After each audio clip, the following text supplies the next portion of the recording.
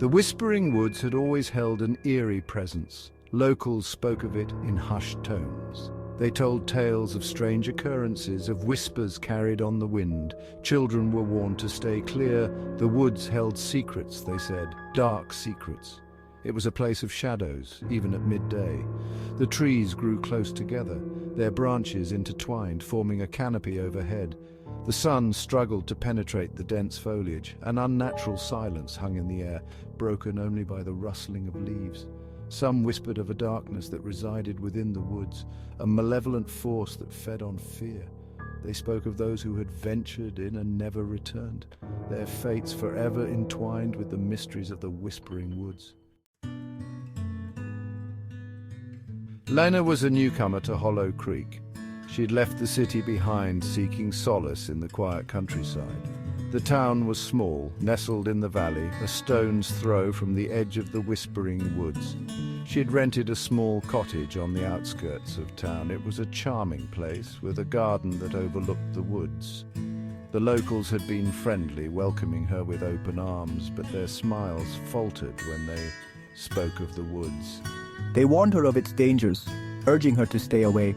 But their warnings only piqued her curiosity. What was it about the woods that instilled such fear? The woods seemed to call to her. She found herself drawn to its edge, captivated by its mysterious beauty. The air was always cooler beneath the trees, the silence a stark contrast to the bustling city life she had left behind. One afternoon, she decided to venture in. Just a short walk, she told herself, to experience the tranquility firsthand. The moment she stepped beneath the canopy, the world outside seemed to fade away. The air grew still.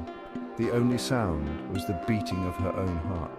She walked deeper, the sunlight fading with every step. She felt a strange sense of peace, a feeling of being watched. Evening was falling as she made her way back. The shadows grew longer, twisting into grotesque shapes. The silence was broken by a faint sound, a whisper carried on the wind. She stopped, listening intently. It came again, a little louder this time. Her name. Someone was calling her name. Her heart pounded in her chest. She quickened her pace, her eyes darting from side to side. The whispers grew louder, surrounding her. They seemed to be coming from all directions. Panic surged through her. She broke into a run, her breath catching in her throat. The woods seemed to press in around her, the trees reaching out like grasping claws. I stumbled through the undergrowth, desperate to escape the whispers that followed me. I could see a light ahead, a faint glow in the distance. Hope surged through me. Maybe someone could help. She pushed through a thicket of thorns and emerged into a small clearing. In the center stood a dilapidated cabin. Its windows were boarded up and its door hung precariously from one hinge. The whispers were louder here, swirling around the cabin like a vortex. I hesitated for a moment, fear battling with my desperate need for refuge. The whispers seemed to beckon me, urging me closer. A single window, partially obscured by grime, cast a pale light into the room. In the far corner she saw it, a mirror, its surface tarnished with age. She pushed open the creaking door and stepped inside. The air was thick with the smell of decay and dust.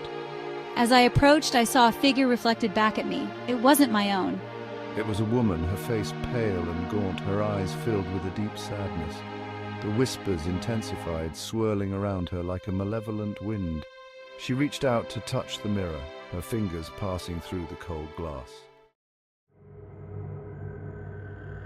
The vision in the mirror vanished. She was surrounded by darkness. The whispers were deafening now, screaming her name, pulling at her clothes. Terror lent her strength. I turned and ran. I burst out of the cabin, back into the night. The whispers followed me, but they seemed fainter now, more distant. She didn't stop running until she tripped and fell, her ankle twisting beneath her. She lay there for a moment, catching her breath, listening for any sign of pursuit.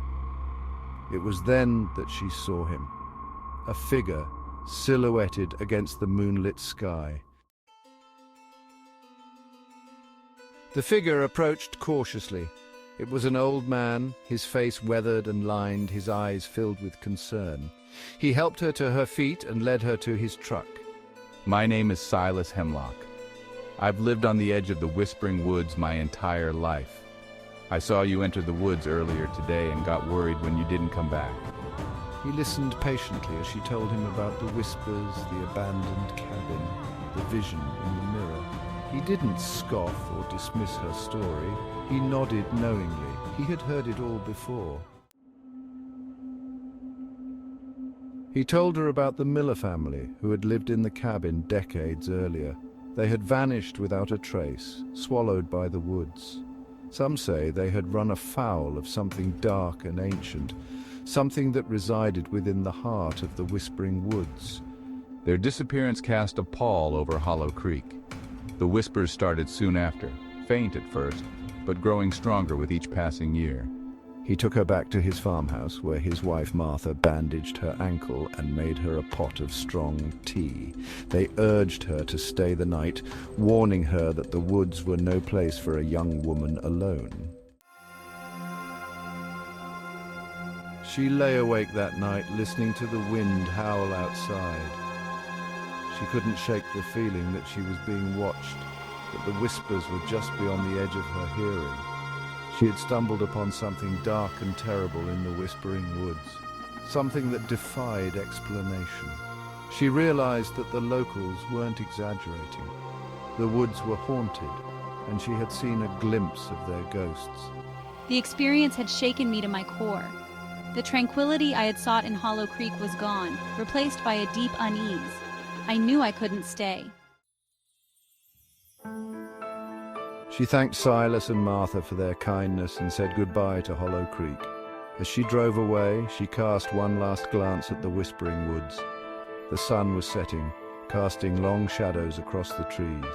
I thought I saw a figure standing at the edge of the woods, watching me go. It was just a trick of the light, I told myself. But as I drove away, I couldn't shake the feeling that I was leaving something behind. The Whispering Woods held its secrets close. It had claimed countless souls, their fates forever intertwined with its dark and ancient heart. And Lena, the newcomer who dared to venture within its depths, would carry the memory of its haunting whispers with her always.